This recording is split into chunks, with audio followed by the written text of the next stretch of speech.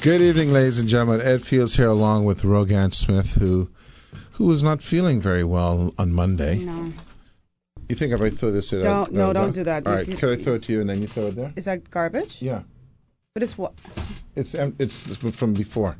Oh, it's nice. It's warm. Yeah, it's from before. Oh, from last week, Monday. Yeah, Monday. Okay. Did that register on air? Yeah, of course. Oh, my bad. You know, if your boy over there, Thump is registering here, you know you register. Yeah. So we're going to have George Smith on. We're going to talk about the general, scoop of things with regard to the Progressive Liberal Party, because that's going to come on soon and get everyone's interest going. And then next, we got a good lineup. So next week we have, what's next week? Glennis is coming on the 25th. That's Monday. Yeah, we've got, on the 2nd, we've got Damien. We're going to talk about contempt of court and libel and things like that. Damien Gomez. Oh, he was good the last time. And then we've got Darnell Osborne next week. Yeah, so we got some good stuff. Yeah. Some good stuff, man. Stuff like that. How's it going? It's been a rough week for I think both of us. For both of us. We PR people have to take a lot of heat, but we it's do the way it goes. Yeah, but I like it's the nature of the territory. Yeah, it's just the way it goes. It is what it is. But the thing. Hi, Kendrick. Sorry. Yeah, Kendrick. What's happening, man? Thumbs Everything's up. good. You want some water? What about Cheetos? Kendrick doesn't even eat those. That's not even Cheetos. Yeah, cheese doodles. Cheese doodles. Kendrick doesn't eat any of that crap. One of these days, I can ask him if he wants something that I have that, and he can say, yeah. We can sneak by his house and see how he. What do you eat, Kendrick? What do you eat, Kendrick? But no. Oh, that's okay. good. All right. I wasn't expecting that. I was expecting him to say something like kale or chips. something. Yeah. You eat pretty healthy for the most part, though, right? What is that? You eat pretty healthy for the most part. Yeah. He's not eating. He eats bamboo. He drinks a lot of water. I've never seen him eating bamboo or anything like that. You would, though. Of course. Bamboo? Of course. I love bamboo. Yeah. You got to have a bamboo. The smell of it and the grease in the bag just does something to me. It is. I love it. So you eat regular foods. You don't eat at odd times. So, Ginger Snap, what about rich tea? Yeah. You eat rich tea? Tea, yeah, but you dunk that in the tea? You don't drink that's tea. nasty. Then it gets all soggy. You have to know the right amount of liquid. Dip. Okay, that's so gross. You don't dip and hold it. It's just a drop. Because it looks like when mothers chew up food and then spit it in the baby's mouth. But once it kind of it has to remain a little crisp. But it's rich tea. So you probably like those ginger things. I could bring you a ginger down snap. at Model Bakery. The ginger sticks. Oh, I've never had those. You like them? But true? And I have, Kendrick, I've been getting them since I was a child. Kendrick, I haven't heard you say you like anything since I've been working here. By the way, that bakery, all they sell is ginger sticks and bread. That's it. Huh? You don't know about that? Where's this place? You're not a ginger snaps person. Sorry. I'll tell you. Where the place is? Model Bakery on Dowswell Street. Dowswell Street? Right opposite Nassau Motors on Dowswell Street. Come on. Anyway. Maybe I passed it. I don't know. They bake it. You get them in the long sticks. What? Where did you get yours from, Kendrick? I haven't had any in a while, man. Seriously. Yeah. But I didn't know there was a bakery. They're right there. And they have the best bread. There's a couple of bakeries. We've given bakeries plugs now. You got Model Bakery, you got 3S's. Yeah. Okay? But Model Bakery is right here. It's like an old building. Yeah, it's like an old blue two-story building. Yeah. You got to go to the back door almost. Sometimes they got the bread. I'm serious. It's a crazy thing. They got the bread and they got the ginger sticks. It sounds so suspicious. You got to go around in the back. No, but I mean, it's like they're always baking bread. They bake a lot of hot dog rolls, hamburger rolls. They're big on rolls. Mm-hmm. Okay, yeah, no, but the ginger stick is their thing. I didn't know that, man. Well, let me tell you something, my brother. The next time, you're going to bring it or I'm going to bring it. Which one? You could bring for both of us then. Okay. One time, my sister-in-law bought a bunch of those, and just a lot. So I said, "What is this? Like a furlong of ginger sticks?" We call it ginger. Yeah. But the ginger sticks are pliable. Then it's not like how the ginger snaps like that. Like no, they firm. They're firm. Oh yeah. I imagine it looking like a loaf of bread type. No, thing, it's not. It's not. Yeah, it's not chewy. It has some crisp to it. Oh, okay. Yeah. Well, good to know. Well, at least now I know what Kendrick I likes. didn't think anyone didn't know that. What? that model, but first of all, model bakery right there. I think I passed it, but I mean, it's not. It didn't pop up in my head. Yeah, I thought everyone knew about that. Shirley? Yeah. On Shirley Street. No, Dowswell. Well, then I think it was someplace else then. You know where Dowswell Street is? Yes, ma'am. Yes, sir. You know where that is? You sure? You work there. Yes, I know. I work on Dowswell Street? Yeah, you know, I was going to say, I was going to say, you little beginning to answer the end of the two. Okay? Oh, no, that's not nice. That's not nice. But I didn't say it. No, but I didn't say it. What other word?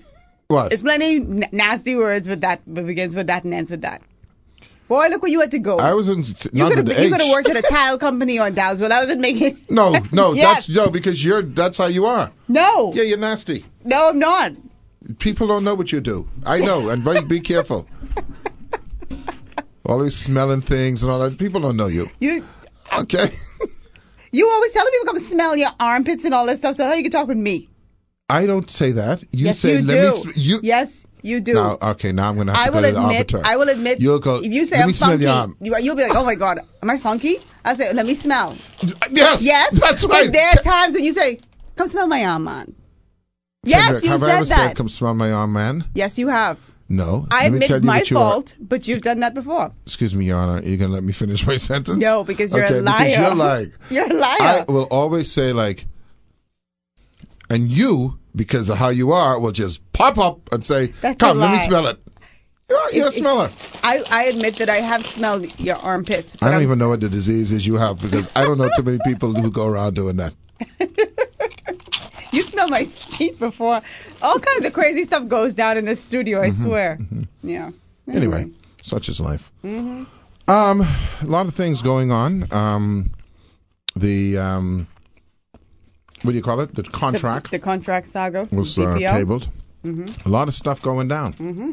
A lot of stuff going down. You know, I always get chastised for saying things because it may go against the grain. Okay. Right? Sometimes that's good. But the question I ask, and this is how we react to things, and I think we react to things because you look at the service, you look at all that kind of thing, right? Yes, sir. What is BPL's annual revenue? You know? Mm-mm. I want to think it's high. I could be wrong. I would think it's got to be in the hundreds of millions of dollars. It's got to be in the hundreds of millions of dollars. Probably, what, $300 million, you think? I don't know. What did you say? I mean, I know I would make a guess of between the two hotels, that's $100 million right there. Mm. That's my guess, mm-hmm. Okay? So the question is, in terms of CEO compensation. Oh, we just had this discussion. Is it, how far off is it? And when you're dealing with, and I hate to say this, but this is the reality, mm-hmm. when you deal with expat people, mm-hmm. they talk about hardship, mm-hmm. So, living and all that. Mm-hmm. So, I don't want, I'm not going to get into debate. You see, that's why I don't do call-in thing. Yeah. I don't want to get into that debate thing. I want people to think. Because the reality is, what should it be? Yeah, we just had this conversation. What should be 350? I mean, I don't know. Mm-hmm. I mean, I do the math, okay, on the base salary of $25,000 a month. Right? Let's see here. We're going to do some math. On $25,000 a month, right, times 12 is $300. Is that right? Is that the right number? 25 times 12 is $300,000. That's a salary. Is that an unreasonable salary? I don't think that's unreasonable, considering what she's doing. Right. Well, you're the CEO of a $250 million company. Okay. Then you got, let's say there was $6,000 a month housing allowance times 12, so that's another $72,000. Now, again, the question is, what should be the housing allowance given what rents are? Okay? I mean, because you only, where do you expect someone to live? Then how much is the rent? Because, you could live, you could get a place on Kwaku for, $6,000 a year. $6,000 is expensive for housing. No, I'm saying you realize what a house, you realize what to rent a house costs in, I mean, let's say an apartment, I guess. Yeah. But, it's not cheap. I mean, it is an X amount of money. I don't know what that is. But I'm just saying that I'm not trying to defend anyone. I'm not trying to get into anyone's skin. I'm just trying to say, if we're going to talk about it, what you're talking about is a marginal difference, because you're not saying they should be working for free. Yeah.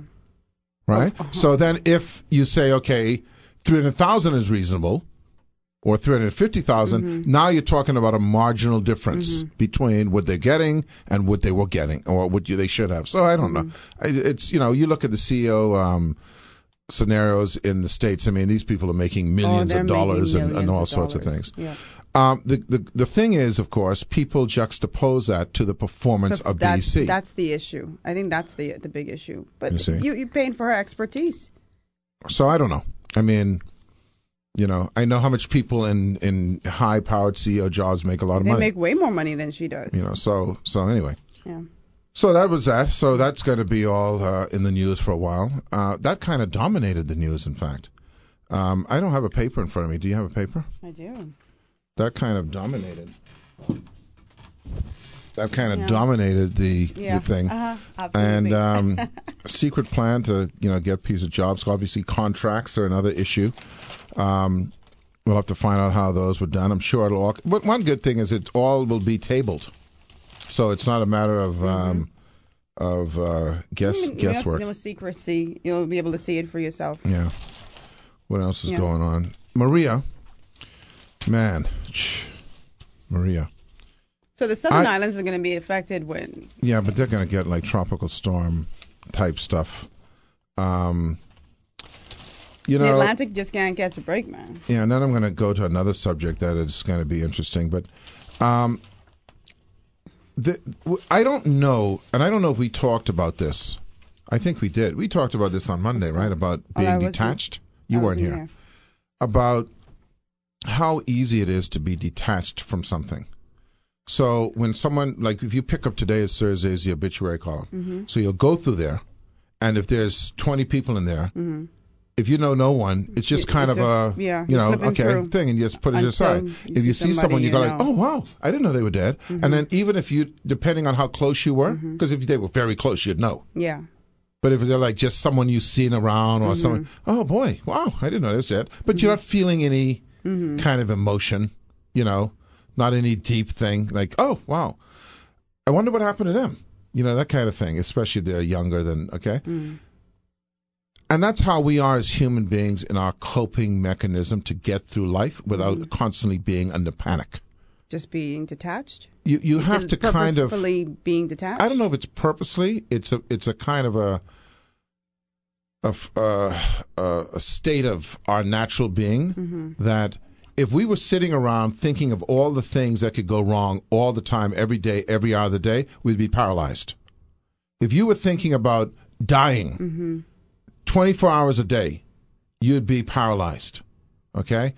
If you were afraid, like, I'm not going to go outside because I'm worried about getting knocked down, or, I'm not going to eat this type of thing, you just be in a state of panic. Yeah.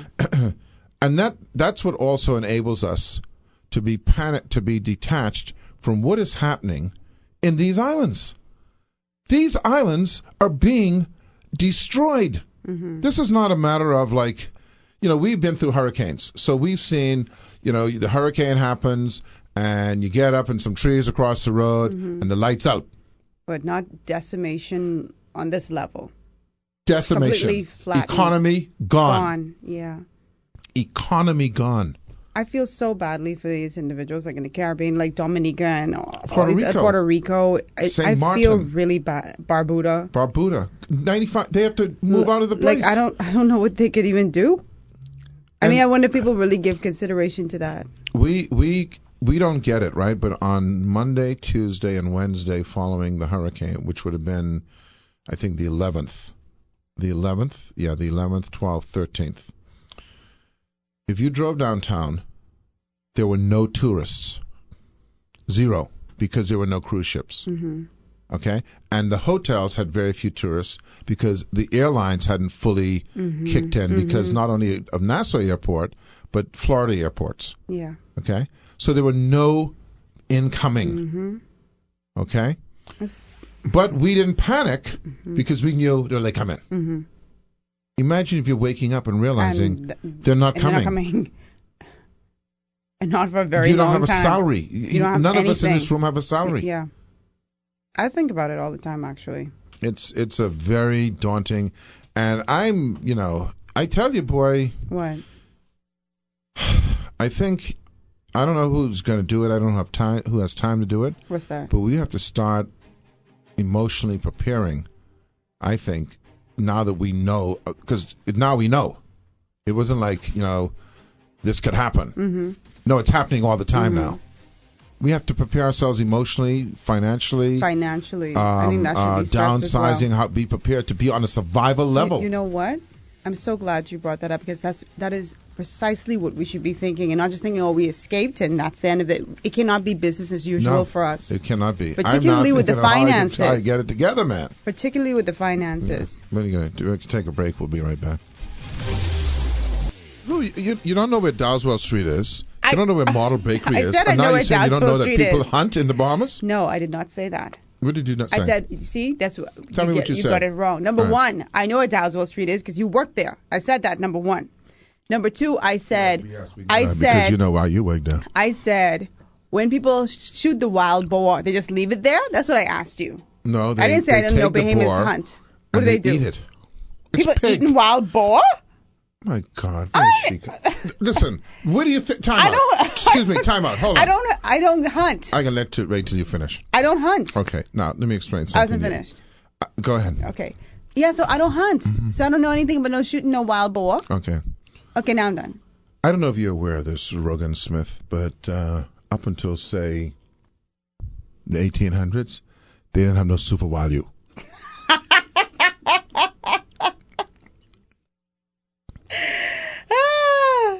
Uh-huh. Okay. So people had to eat the stuff about out of the ground. Today. Yeah, but the board didn't change. I'm saying I don't see no babies. This must be going on primarily on the family. Well, obviously in the family islands. And ain't no wild boar here. No, there's no wild boar in Nassau, but there's wild boar in like Inagua, in Abaco, all those places. Okay, so I said that's where it's going on. But then forget about that. You're saying, do they leave them in the bush? Yeah. And then when I say no, they eat them, you freak out. Yeah. Do the people eat chickens that round on the ground? I just shoot the chicken. Or do you just get your chicken from Tyson? I get it from Suguwalu. Yeah, Tyson. So I'm saying if I were to shoot a chicken, I'm not gonna go and cook it. I just leave it there. Yeah, that's called criminal. What? You can't just shoot animals and leave them. You shoot animals to eat. What animal have you shot lately? I don't shoot animals. I don't shoot. You have a gun, so you said you're going hunting. Because I plan to go. When's the last time you went hunting? Never. Mm-hmm. So you got it under false pretenses. No, because I plan to go. When? Sometime soon. You're such a liar. How do you know? So if I go hunting next week, would I have been a liar? No. How long have you had your gun? About 20-something years. And how many times have you gone hunting? Never. Because I haven't gotten to it yet. In 20 years, you haven't gone hunting. I hunted some criminals once. I know that's what you hunted. Okay. You hunted human beings. No, listen to me. I plan to go hunting. It's a big thing for me. No, it's not. Yeah. You know what I actually wanted to do? I actually wanted to do, and I know the animal lovers are going to hate. Well, I'm not even going to say it because I can't take them. Once you go down that road, you can't recover from them. No, I can't. You cannot recover from them. I hope it's not shooting domestic animals. No. It's about hunting. But it was a plan. But I don't want to get into it because it's too deep. Let me just say how much I like Bambi and I love it and I'm never going to touch him. But the thing is, and actually, by the way, some of the world's biggest conservationists are hunters. I know that. Because they respect and they, So, like my man Pericles, Pericles. He hunts? Pericles. Oh yeah, he's a big hunter. Oh, okay. Boy, and he got some mangoes, boy. He got some what? Mangoes? Mango. Anyway, but no, I think it's almost favorable in a way if we're forced to go back to a simpler way of living. My good friend Jackson Burnside used to say the following. You knew Jackson? Yeah, I've interviewed him before. Okay. You know what he used to say? He's a nice guy. He used to say, when we were growing up, and he and I, because I grew up on the Fort Hill where he lived. Oh, he was a Fort Hill boy. That's how he thought. I could just see him saying it now. But he said, when we grew up on the Fort Hill, You go fishing, you catch 20, 30 grouper, a goggle eye. You got to share them out because you ain't have no fridge. Mm-hmm. Now you got freezer. You catch 80. No, you only can still eat one. You put them in the freezer and get freezer bind. Let them all rot inside the freezer. Yeah. You see, no one starved in those days because when you went fishing, you caught and you gave and you shared, and then your neighbor shared with you, and the cornbread. And the what? The cornbread. When you make the cornbread. Oh. There's George. Yeah, I see. Yeah. That time my shoes off. He looks like a Sesame Street act in the thing there. Anyway, but no. So I think we should be thinking almost in a primitive state. How would we? They're survivalists. There are people who call themselves survivalists because they're ready for Armageddon. So they got anything that comes up, they ready. They're ready. They got the supplies. They got the canned goods. They got the weapons. I don't know if we have any of those people in this country. No, we don't have them. I hear about a lot of those people in Texas. They ready for anything. No, they people here, they survive by a gun, and they want to see how much clocks they could get. They got to go to the clocks, okay? Yeah. But no, we haven't. But there are people who live. The people who live in the island live in a simple life. That's why I say, I like that life. Those people in Ragged Island and those places, they will adjust faster back to the norm than we. They go fishing it. Yeah, fishing in on the rock. There's only 2 or 3 things you could do on the island, Oh Lord. Fish. Oh, I was something. What? No, nothing. You fish. You have a couple of drinks, and you procreate. What happened? I want to say something. You broke. Say what? You broke. Yeah, procreate. Fish farm and procreate. Mm-hmm. I like that simple life. I know. He's so funny. Yeah. No, but I like that simple life though, so I can understand they're wanting to get back to that. The question always arises because we've been marketed so heavily. Is can we adjust to it, right? Like, can we adjust to you see, it's one thing. Do you know, remember when we had after the last hurricane, you remember what the number one crisis was? What, the gas? No, the number one crisis. What? Can't get on the internet. No. Can't get people. I know a guy who told me that his girlfriend, they had power. No, I know plenty of families who told me they had power. The TV wasn't on. It was a panic. They couldn't get Wi-Fi. They couldn't get cable. One guy told me that his girlfriend, when the cable came on, she cried. She sobbed. No. I know, but people being upset about the electricity because so many people had gone for weeks without electricity. That was the crisis. And the gas situation, which wasn't even a situation because it wasn't running out. You see this thing here? There's a little thing I saw on the internet the other day about, I forget what they call them, these people who there's a new service they have of people who guide you along while you on your phone. What do you mean? Like in the road, like a seeing eye dog.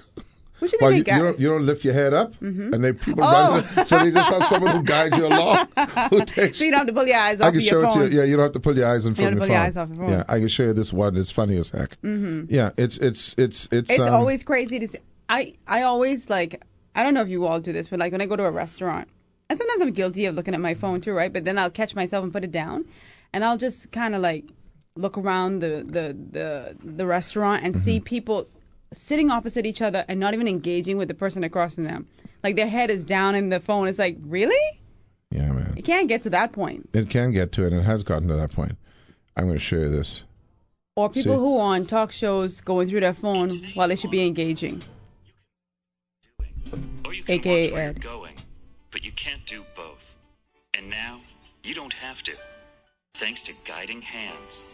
At Guiding Hands, we understand how important it is to stay connected when you're on the go. I wish the people could see this video. And within seconds, we'll be at your side, ready to guide you to your destination. This is so silly.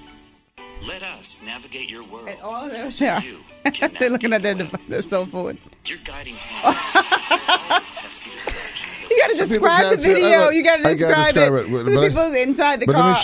Let me show you the end piece. You gotta describe it. I gotta show you. No, I can't describe this one. Oh Lord. It ain't nothing nasty, eh? No, it's of course. Nature is never nasty. No, watch this. See, I knew it. Please turn it off. Watch it. That's a promise. Oh my God, I knew it. Where's that from? Saturday Night Live or something? Yeah. Saturday Night Live? I don't know. I knew it was gonna be nasty. No, but I'm showing you. That's what we're demonstrates how panicked people were. Because the question I ask you is this: if we lose the power, right? Because that which powers the cable, and we have the food, we can grow a little chicken, you can get your wild boar, you get your fish, your conch, you can get your things. I don't know how we can manage a Nassau because there ain't nothing left around here. But the reality is, what are we going to do when we're just sitting there in front of each other with no cable, no TV? Tell stories. Tell stories. When I was you know what growing my story up, would be like? when I was growing up, that's what we used to do. When the electricity went off. I remember when we used to have cable. That would be my story. You can't have a good conversation with your family. You got to go to break. You got to go to news. You know. Smiths. Good evening, ladies and gentlemen. Ed Fields here along with Rogan Smith. We're talking to George Smith, who was just telling me about Basil Smith. Jeez, how common can you be? That's the best name ever. Popular, not common. Common. Popular. He's just jealous because I'm not only common. A handful of people get No, not Fields. a handful, none. One. Just a handful. Yeah. No. Just a your finger. daughter ain't in Fields? Yeah, but I mean, that's one your family. Your wife ain't in Fields? But it's one family. Y'all have multi-thing. No. Anyway, don't worry about it. She's hard to get along with. Okay? See, that's the thing. I've now come to grips with her hard to getting along with-ness. So I just go with it. You know what I mean, Kendrick? You see how pleasant everything is nowadays? When I ain't around, you miss me. I don't say I don't miss you. Oh. Okay? I just said I've now adapted. See, we're in the animal kingdom. Okay? See, this is a thing. That's why you can't survive. In the animal kingdom, in order to survive, one must adapt. Mm-hmm. It's basic. And our relationship has been much stronger since you've adapted. I've adapted true. because, see, there's certain we don't people. Fight as much anymore. No, because, you know what? Because you just say, you know what? Okay, I'm going to go over there. Okay? When you see, there's some people, you see them, you just go to the other side of the road. No, you go down the road. No, I don't go to the side of the road. I'm just using an analogy to say that is adaptation. Okay? Or avoidance. You don't waste. You don't want to go.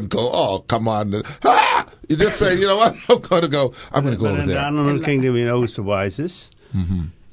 The gentle little animal that walks between the lion and the elephant. Mm-hmm.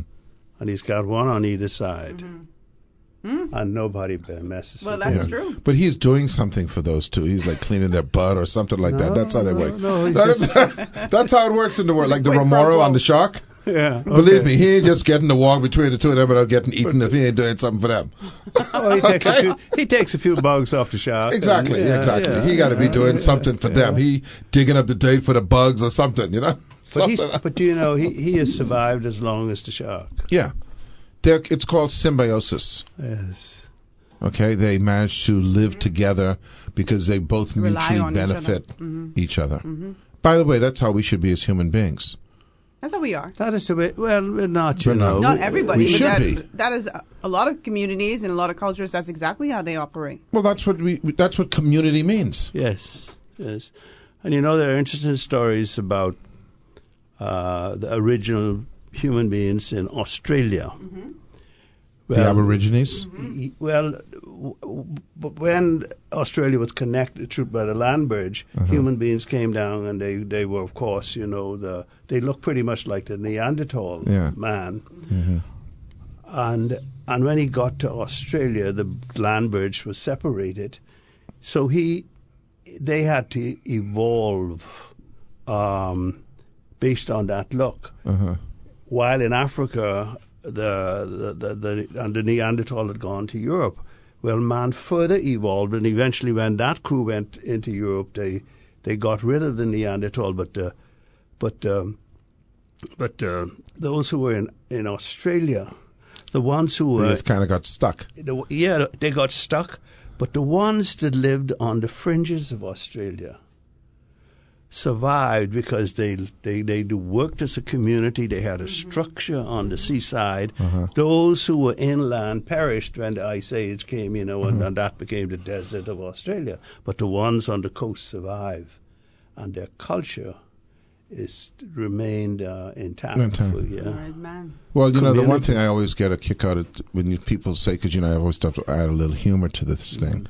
When you say, because as you know, no, I don't. I wasn't there, George. Yeah. Okay, I don't know. Well, I think you would know by my PBS studies. No, and what PBS and all that. Yeah. But if we look at ourselves in this country, and I was reminded of this in that when the Ragged Island got damaged and Acklands, and Salina Point, and the Ragged Island fella got the impression you don't want him to go back.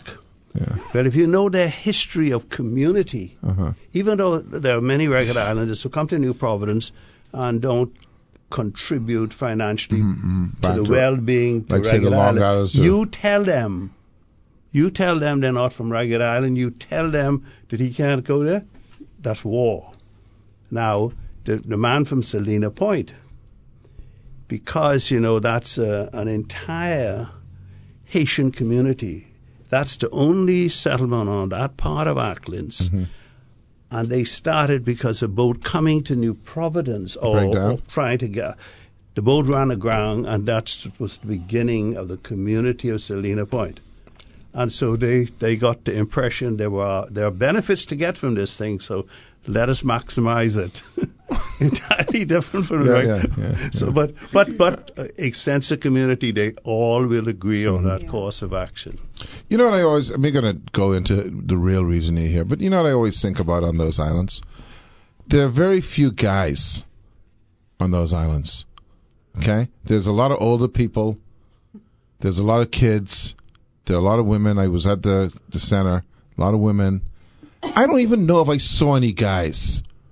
Okay? When I say guys, I mean someone over like 18, fellas over 18. I didn't see any like 30-year-old guys, because a lot of those places people go off to work. Yeah. That's the natural order of things. But, a couple of guys, they just stick it out down there. Can you blame them? Well, 2 or 3, But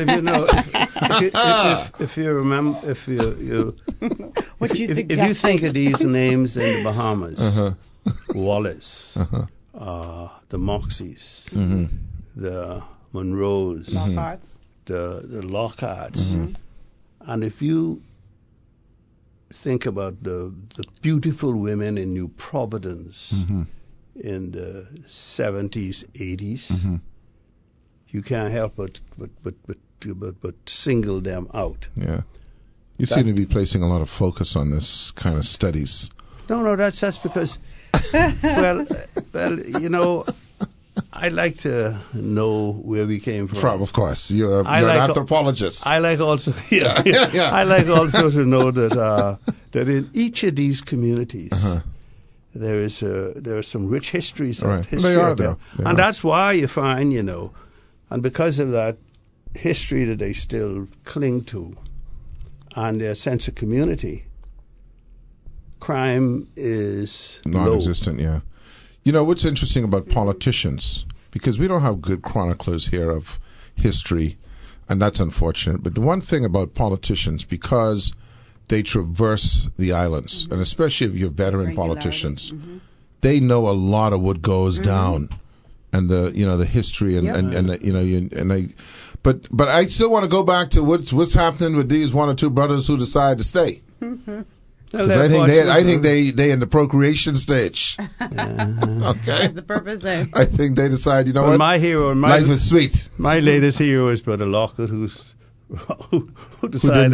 tied the rope on the tree and just took his shade off because the wind would blow him. If you the first thing they tell you, if you're traveling in a boat and the boat goes down, in order for you to swim to land, you got a better chance if the first thing you do is to take off all your clothes. Yeah. So it's not dragging you down. Yes, I know people who survived because they had the presence of mind to do that. Yeah, no, but I mean, in life saving, I took life saving. There's actually an even more advanced thing where you can use your pants as a float. Yes. Yeah. You tie at the bottom and you fill it with air and you put your head in between and it acts like a float. Did you know that? No. Yeah, you just keep on doing it like that, and your pants leg, you tie your pants leg, and it acts like a float. The two sides act like a float. Mm-hmm. But you have to continuously do Well, that. after the air goes out, I mean, it might last for an hour. It would last for an hour? Yeah, it could last for a while. Mm-hmm. And then you just do it like that again, and then it fills up with air again. Good luck if you in the nighttime and you fall asleep. Yeah, I see. My thing is with laying in the water is I don't think that's see gonna my be concern, effective at Giorgio, night. You tie it. you know, especially brothers like Kendrick and them. If you take off all your clothes, okay, it might seem like you're fishing it. Yeah, You see? Okay, and you might end up on land, but something might end up with you.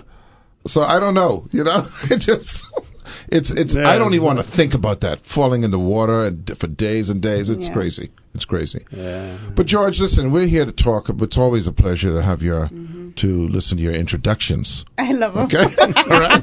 It's all right. He comes in his own introduction. Don't have anything to do with what you really want to know. Yeah, exactly. But it's always a good way to break the ice and give the people at home something to hear. You are, of course, we have appointed several people to play. They're like contributors. You know, if you watch MSNBC and all that kind of stuff, they have your regular contributors. Now, we ain't paying no one.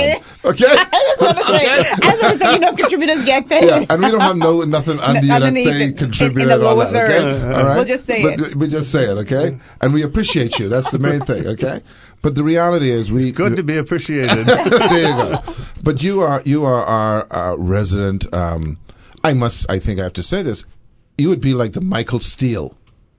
You know Michael Steele? I know of him. Is that good? I mean, I'm not talking about his politics. No, not his politics. You are an expert in your party.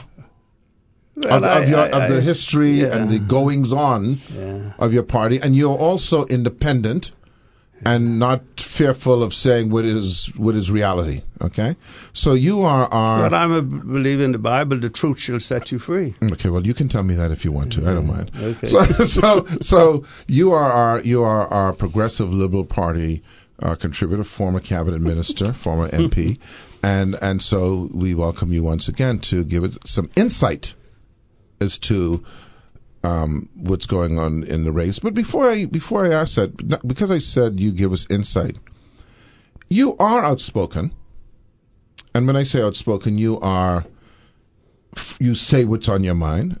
But does that thwart you or inhibit you from being within the inner sanctum, the inner ranks of the party and the party goings on, they knowing that George Smith is going to say what George Smith wants to say? Does that in any way get in your ostracized? In any organization, there are people who just sit there and go along with the program. Mm-hmm. And there are people who are prepared to express their point of view. Mm-hmm. That hopefully is accepted as intending to benefit the organization. That is always vital. In my long years in the Progressive Liberal Party, from the early years when I was the little kid in the National Committee for Positive Action that decided that the party has to take a more aggressive approach in terms of some of the social problems affecting the Bahamas, and Henry Taylor was a little hesitant in that direction. Mm-hmm. It was the young people in the Progressive Liberal Party at the time, and the young people were people like Jeff Thompson, Warren Levarity, that made up the NCP. Sir Arthur Folks was very involved. Mm-hmm. Even though Sir Arthur was of the same age as Sir Lyndon and Sir Orville and Paul Adleys, Sir Arthur was always connected to the youth arm of the organization. And eventually a lot of people who started resenting them came around to appreciate that the position that the party ought to adopt, as promoted by the NCP, was the right position. It was the right position when the leaders of the party had to go to the United Nations to talk about additional seats, and when, but at that point in time, and eventually even some of the people who were a little hesitant to agree to some course of action that we now know as Black Tuesday and some demonstrations which were held, grew to be the greatest beneficiary of those things. So I take the view, as long as I firmly believe the opinion that I have, I know there's a lot of people out there who are thinking that way, and a lot of people in the organization who is of the same mind, but they don't like to offend anybody. And I've never had a problem. I confront. I had an argument with my Archbishop one day on a matter, and about a slight discussion. I was wrong, of course, because he proved to me, but I engaged him. But it's approach, right? It's all about approach. I mean, they tell people all the time, and I've learned, and I'm sure you've learned over the course of the years, as Miss Smith was learning as she goes on in the years, she's very young, that I'm only teasing her, but the main thing is that there's ways to do things. I mean, I'm following a story now, and I'm thinking there's a way to do something, right, and get the same objective. So you can be antagonistic with your views, or you can be constructive. Right. And if you're antagonistic, that's going to take a certain tone. Right. And if you're constructive, that's going to take a different tone.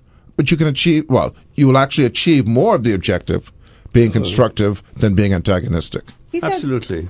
Go ahead. No, I quite agree with that. Let me ask you something, because you said you suspect that they have opinions, but it's just a matter of them not wanting to offend someone, right? A lot of people are like that in any organization, and they'll tell you privately, I agree with what you say, but they're hesitant to say it. In every organization I've been closely or loosely connected with, that has always been. But is it an unwillingness to offend, or is it a matter of self-preservation in the party? No, I think it's an unwillingness to offend. I don't think it's a question. Most people don't think about it. Most of the devoted people in the political parties of this country are not in it for self-preservation. They're in it for what they think to be the better good for the Bahamas. Boy, I know. I don't believe that. I don't believe that. Oh, most of them, yeah. I mean, let's face it, the great beneficiaries in terms of economic opportunities on a personal level is confined to a reasonably, well, not a very large circle. But most of the people really are in it because they're convinced that what my organization wants to do for the Bahamas is the right thing, and they are the vast majority. But let me ask you this question, George, and I've been meaning to ask someone who is in the inner circle of the PLP this for a long time, because the thing is, the older you are as a party, the more kind of growth patterns you're going to go through, right? Whether it's like right now, the PLP is going through another growth pattern, I would say, if that makes any sense, right? Because it has to reinvent itself, etc. Yes. But as you're more and more successful, which is inevitable that you will end up coming down because things happen that spin out of control. I think back in the 1970s and 1980s, right? If you were a young lawyer or doctor or accountant or professional or entrepreneur, and you come to a country like the Bahamas and you look at the history, the same thing happened with the Bay Street Boys type thing, that you say to yourself now, what's the best way for me to get ahead? What is a good way for me to network? Some people join Rotary, some people join different clubs and fraternities or whatever the deal is. But it had to be very alluring to say, you know what? The best thing for me to do is to join the PLP. There had to be an element of that you felt you could propel yourself. Mm-hmm. Oh yeah, and there were people who took advantage of people who came to the Bahamas, took advantage of the relationship they developed with some people in the in the governing party at the time. And there were people, professionals, who came here to work in various professional firms. Well, after being here a little while, they moved from this professional firm to this one because this one have people in it with more clout with the party with the party of power. It's a 25-year rule, so I ain't taking no chance with these fellas because they ain't look like nothing happening for them for a little while. And then when it got to the point, the inevitable point where people started to sense that there would be a change in the election of '92. You should see them shifting, and then they shift some more and some more. Well, we can take a break. I got the shift in my ear. Mr. Ken Williams is playing the music, so we'll be right back. Our guest this afternoon is Mr. George Smith. Ed Fields Live here along with Rogan Smith. How are you feeling, Rogan Smith? I'm having a migraine. What's the matter? Tell me. I've been having this all week. No, for real. I've been having bad migraines. Was it a pressure thing? We're talking about your health on the air. Yeah. Was it a pressure thing? Mm-hmm. Don't ask you should take. You should. You're seeing someone? You're seeing a doctor? Mm-hmm. Okay. All right. Because we care about you. You sure? Yeah. I don't know. It just came on. That's why. Just now? Like 7 minutes ago. Okay. Yeah. Can we do anything to help? Can we soothe you? We can continue having a good conversation with my cousin, It seemed to me that it came at the same time George came in here. No, I said 7 minutes ago it started. You see, George didn't look at his watch, see how long I was. He's been here longer than 7 minutes. George, now, let's get to the crux of the matter. Mm-hmm. The PLP had certainly been, I don't want to get into the words like decimation and all that type of, hyperbole. Yeah. But they certainly were beaten at the polls. Okay, that's a fair, balanced statement to say. They were beaten at the polls soundly. Mm-hmm. Let's use that. Okay. Yes. So you are left with a skeleton crew, and I'm not casting aspersions on the individuals. I'm talking about literally. There's a few people left in terms of numbers, right? Yeah. True. Glenys Hanna Martin, Mr. Brave Davis, former Deputy Prime Minister, Chester Cooper. Picewell Forbes, and of course Chester Cooper, who is from you probably got him elected. Would you take that credit? You want to do that on the air? No, I credit him on his accepting the advice he got from many people. Chester actually made it his business to make the rounds throughout Exuma. He moved to Exuma, didn't he? Yes, he has a house up there. And made contact with prominent Exumans in New Providence, asked their opinion, and then he literally went out and, on a very personal level, met the people. I because he had inherited what I referred to as a deep hole, because his predecessor had dug a deep hole, and Chester came out of it, and I must say he did it very pleasantly. Okay. I certainly did what I could to help. I was down in Exuma and went about, and I commended the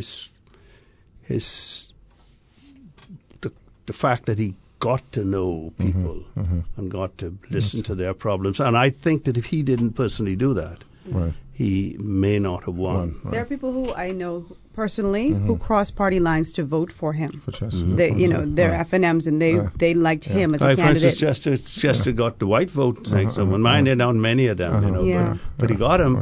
And he got him by developing a relationship. Well, that's what you have to do.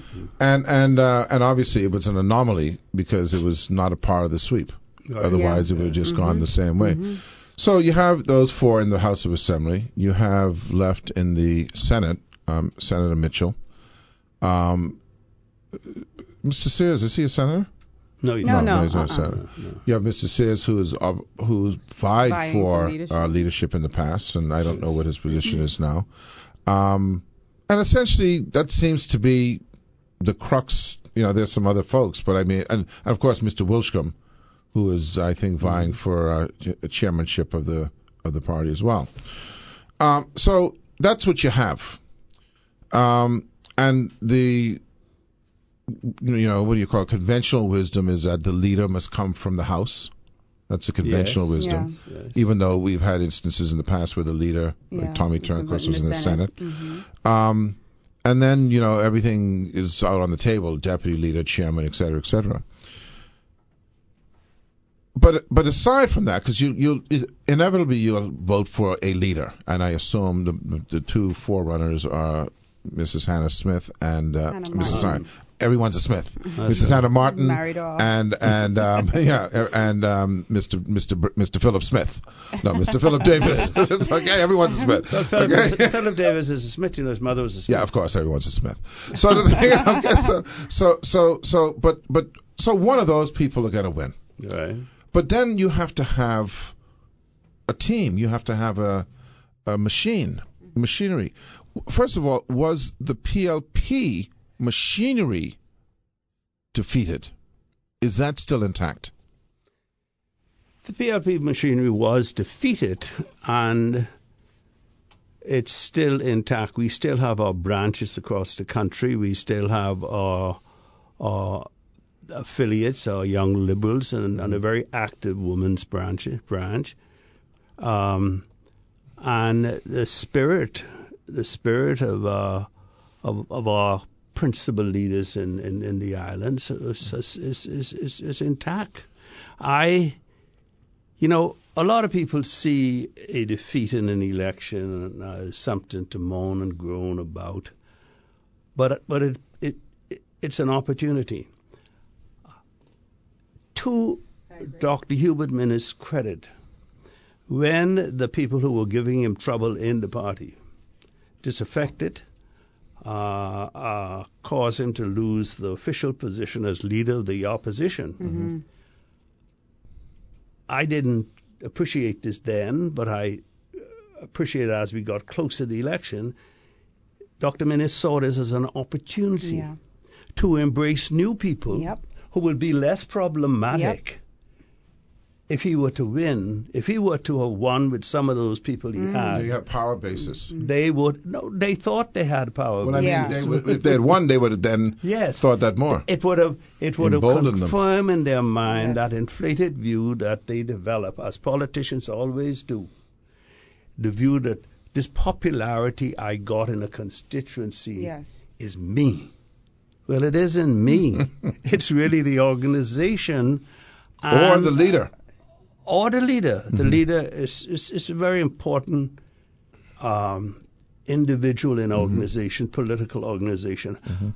I am prepared to predict, as we go into the future, that single concept of leadership is going to diminish. And people are going to very wisely look for the leadership of political parties with a broader base than just one person. Individual. Well, that probably already started to happen because many people will tell you, I think even Rogan Smith would have referred to it many times, that when the turnaround started to happen was when there were other people put on the ticket, the slate, Yes. that people saw as viable, a viable government. Yes. That's when that literally you could see that moment when certain names start to be mentioned as running. Who could on be the this minister? thing? Who could be this organism? Absolutely, yes. Yeah. Agreed. And you will find that the leadership will be broader in the incumbent party, the FNM, and that will manifest itself over the next several years. Well, it is easier for the PLP to do that now because we have a smaller composition in the House. One of the things that people got to remember this: the FNM went into the election with 3 seats. Dr. Minnis, Wells, and Turnquist. He was able to then, after the 3 of them recognized we could run in our 3 seats, he was able to offer so many things, and in some cases do it in a way that if he had to change them, which he did which the party did on a few occasions, well, that's the position. I predict that the PLP will be in the next election. The FNM will be in a very difficult position because they got 35 incumbents. Yeah. And so it'll obviously depend on their performance. That'll be a heavy factor. Performance and there are so many variables to fulfill the promises. Yeah. I believe one of the mistakes that my party made in the 2012 election was to make some broad commitments without explaining how that is going to happen. I believe in Bahamians. That means the Bahamian says, well, this is my opportunity. Yeah. And when he didn't see an opportunity for him, he started to lose faith. Mm-hmm. But we never bothered to tell him how that opportunity will be created and transmitted to the people. Mm-hmm. Okay. So I'm going to get more specific into the race, but I want to ask you just one more question on this. I think that the PLP is going to have a completely different dynamic than the FNM had. The FNM, as you said, had about 8 seats or 9, how many ever they had, and they had a lot of folks, at least one anyway, who were vying for leadership. Mm-hmm. That there was at the beginning a lack of confidence in the gentleman who assumed leadership. So the PLP's dynamic might be different in that whoever is voted as leader may enjoy, and we don't know this yet, but may enjoy the unchallenged confidence of the party to take them into election, and then hence you're not going to have 2-3 years of fighting about who wants to be the leader and who isn't going to be the leader. Although, in hindsight, you can look at it and say, you know what, that occupied a lot of space. You didn't have to worry about talking about issues, etc., because the whole time all you talk about is fighting for this leadership, right? That was the issue. That was the entertainment, right? And it convinced Bahamians that this man who fought so hard to hold his leadership, hey, maybe there's something in him that I hadn't yet seen. Yep. Because whatever the plan was, it didn't work. Or his plan worked. Whatever his plan worked. Yeah, his plan worked. Yeah. And I saw some of the fellas who, some of the people who were opposed. I pretty much. Well, it's establishment. Hey, you always got a problem with the establishment. You always have the problem with those people who believe they have more shares in something than ownership. The ordinary Ownership. That's a good way to put it. That's true. Yeah. I keep hearing this phrase all the time. I've been there for so long. You just reached. I'm a founding member. Who you think you is? Yeah. It's so true. And ironically, and I've spoken to Dr. Minnis prior to the campaign, and ironically, there was a understanding that he had to shed these people. Because people were tired of them. Now when we get back, I'm going to ask you about, is that a willingness of people willing to just step aside, having learned from the Minnis experiment, because it's there to see, right? It ain't no guesswork now. And who do you feel will come out victorious in this race? We'll be right back. George Smith, I can tell you, I can finish that story when we come off the air. George Smith is our guest. He's our resident contributor with regard to his expertise, the Progressive Liberal Party. See, and I said that just like MSC people. George, look, there's when is the convention? Latter part of next month. Okay. 20-something. So next month. Yeah. Glenys Hannah Martin has announced that she's running for leader. Philip Brave Davis, I didn't see an official announcement, but I assume he's running. Yes. And that's going to be an interesting battle. And I guess, it's not like the FNM's battle in the previous, run-up, because the battle was happening from day one, right? Yeah. And it just kind of culminated at a convention, which fizzled out when someone withdrew. This is kind of like a quiet thing that I imagine will crescendo closer to the convention. And the reality is, I think everyone has also learned that, party, leadership races are not for the public. It's for the Yeah, delegates. for the delegates. Well, those are the only Stalwart voting council. people. So, you know, you No can matter how popular you are in the you can public, put banners all you want and all Yeah. that kind of stuff. It's only, what, it's, 1,600 people who that you can vote, appealing right? to. Well, we have a little more than that. I think we Okay. have all told, but they all don't come. Mm-hmm. He was All supposed to bring the told, list the last time. He think I forget. Of the delegates. stalwart councillors. Stalwarts. Oh, I You was forget supposed to it. get your list, yeah. You'll get it on the next time you attend. No, we actually have over 2,000 Delegates? potential delegates, Okay. and all stalwarts can come in to vote, and then the branches, of course, Right. and there are individuals who have served Right. in the organization. And obviously the former Prime Minister. and Oh, yes, all he's a those voting things. delegate, Yeah, yes. yeah. I believe it's going to be an interesting race because the two candidates for leader are highly regarded in the party. Right. Philip Davis has been in the party for all of his adult life. His father was the man who closed the council meeting out with his very special prayer. And Phil Davis has an interesting story as an individual. His climb to prominence, from a tell in the bank, law and all that. Glenys is the daughter, and in her own right, she's the daughter of the beloved founder Arthur of Hannah.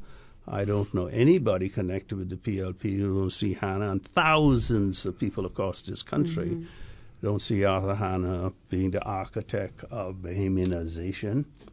Don't see Hannah in a very delightful light. But I believe at the end of the day, Philip Davis will emerge as he is the incumbent leader. He's not an interim leader. Right. The Constitutional Party Doesn't allow for that. doesn't allow for an interim is somebody who's holding on until the leader reappears. Right. And the former leader resigned, and Philip Davis became leader of the party. But why? I mean, both Glenys Harner Martin, and by the way, I tell her I'm proud that she's a former classmate of mine,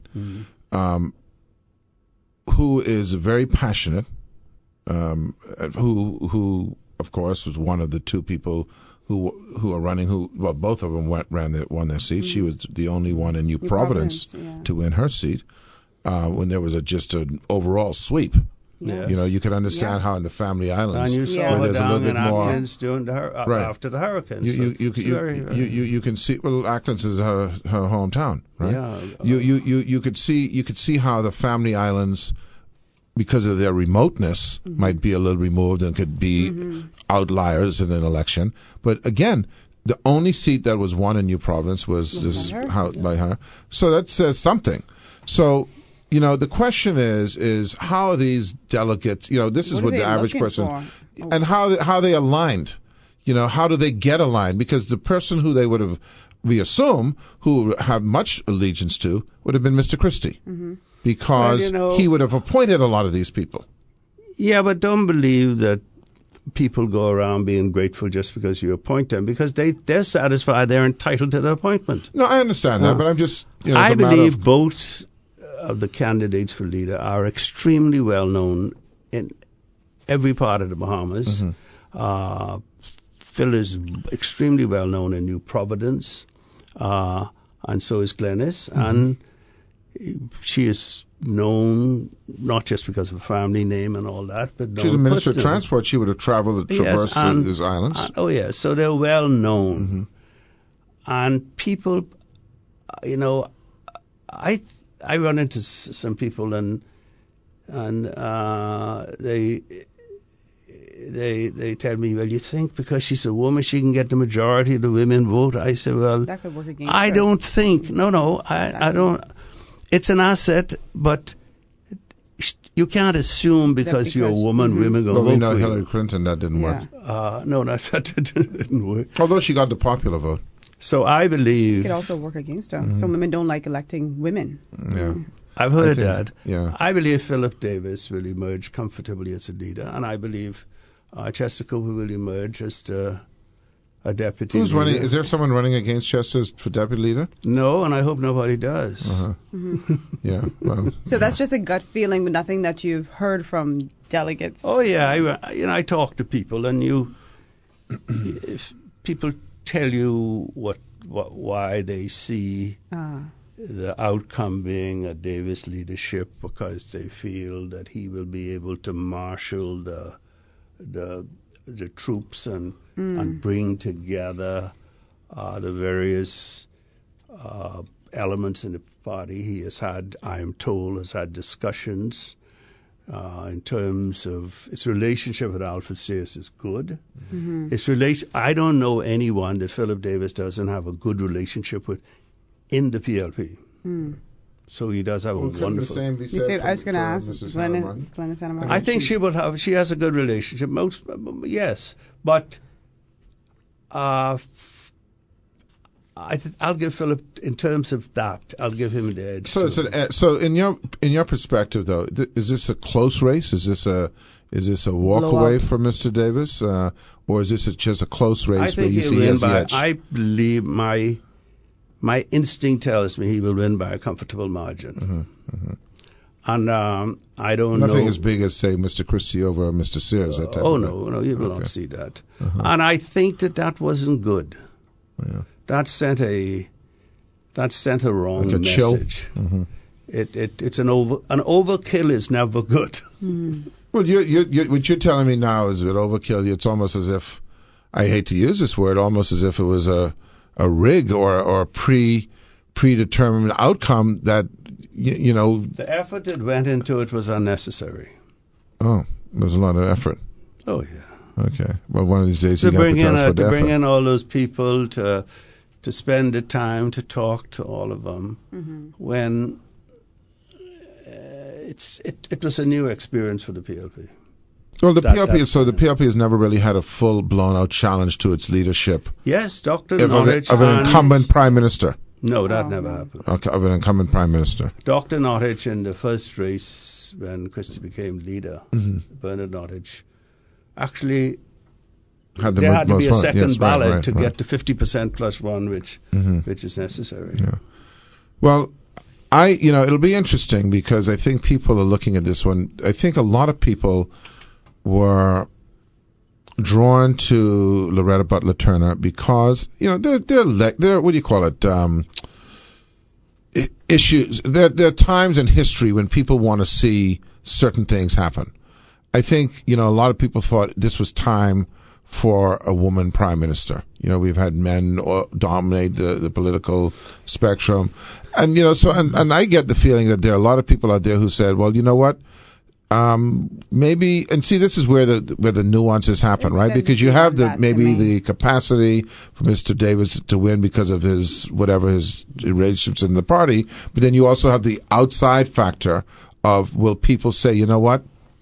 Maybe this is maybe we need to have a different approach. I don't know. I mean, I'm purely outside. Well, I thought one of Loretta's problem was she markets herself and clings to the butler. But her politics is entirely different. Yes. People don't quite understand and appreciate that. So there is this thing people sense about you, that feeling where they're comfortable with you.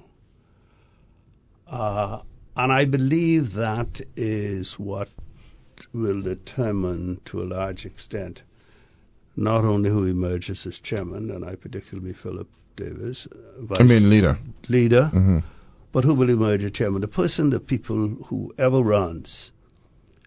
These delegates they're smarter than we are, because they think about it the way they almost think about, in both parties, almost the way they think about installing this fellow as pastor at their church. He may not be the most colorful sometime, he may not be the most articulate sometime, but they're comfortable with him.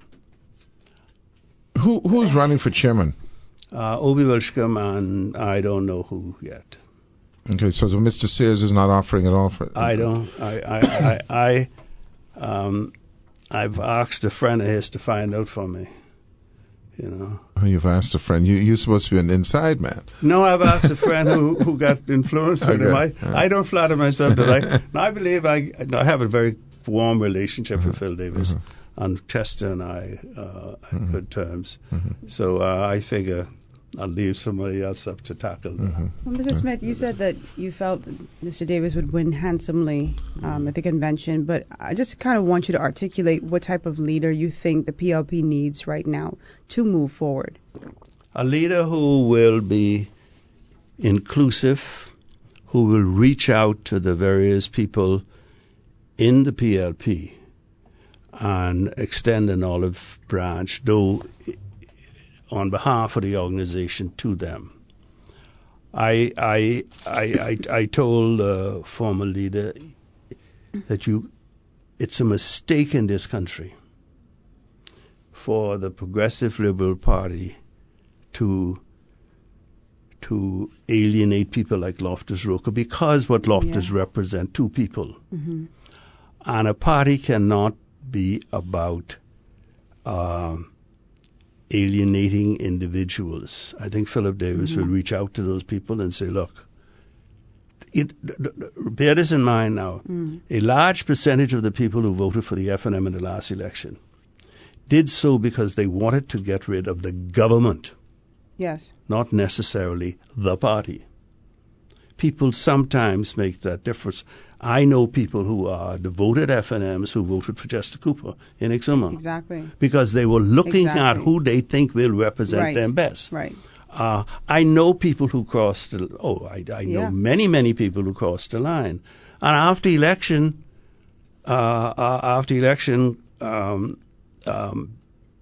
started to talk about what needs to be done to rebuild the party. There are people like that. I've heard that too. Yes. Yes. Yep. Well, it's going to be an interesting thing because right now it's been 6 months? How many months? 4 or 5 months? It was May. And going into our 5th month. Say again? I said going into the 5th month. Yeah. And granted, the House of Assembly has just reconvened, and it'll be interesting to see what kind of fireworks go on there. But again, unlike and maybe this, you do these analyses, George, but you're just throwing, stuff at the wall. But the reality is, the public was engaged with the FNM, maybe for the wrong reason, but they were engaged. Yes. Oh, yeah. It is a very difficult thing to keep the public engaged in the opposition. It's a very difficult thing because your resources are limited. If you have fewer seats, you have to find issues that people can cling on to. It's hard. It's like they say, it's called the wilderness. It's particularly difficult at this stage, right? And with all of the proposed revelations which came out, that they think is going to stick on the PLP. As time passed, people are going to say, okay, we had enough of that. Let's see what you're doing, what you're really doing. For instance, if you give me a second, I'd like to say this. I read in one of the papers this morning, right, that some companies got some things from the electrical company. And one stood out, as far as I'm concerned, that sometimes, the lowest bidder isn't the fellow who always get the contract. There are always other considerations, right? And there's this photograph of Franklin Wilson, Sir Franklin Wilson in the paper, saying that he got this, when in point of fact, a company that he is a shareholder of, there are other prominent shareholders, got the bid. But I've been around long enough to know that sometimes the fellow put in the lowest bid can provide the service as is required. So that the entity that has to eventually give the contract has to say, well, they got to make a determination. In fact, that but once all this phase we're going through now is over, once this phase is over and people start to look for performance. Well, I can tell you a couple of things. One, Watergate lasted for a long time, and it didn't get people bored. It was TV news. It was good news. Yeah, and the thing is, but didn't the Democrats win the election after the presidency of the war? Well, because the person who was, those people couldn't. It was about the Republicans. That's why. But the point I'm making, and one last point I want to make, because we got the thing in the air, is like I said, the challenge I think for the next leader is to engage the Bahamian people. Oh, yes. And that is going to be a challenge, because if there's no leadership challenge, then it's going to have to be all guns on what is happening. And if they're always on their heels, it must be that's going to be a problem. And it must be, to a large extent, one-on-one. Yeah. The organization and the PLP leader got to reconnect with Bahamians on an individual level. Listen, George Smith, always a pleasure. We'll have you back. Rogan, I hope you feel better. Yeah, thank you. Okay, so hopefully this weekend you can get some rest. Well, I hope you... No golfing, I guess. Well, listen, you're not going to try it? Well, you didn't tell me nothing. Yeah, but that's easy.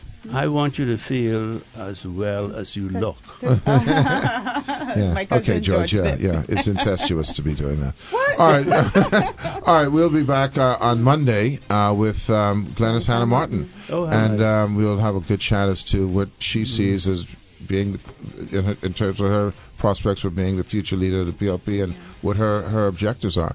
We'll be back on Monday. Thanks. Bless you.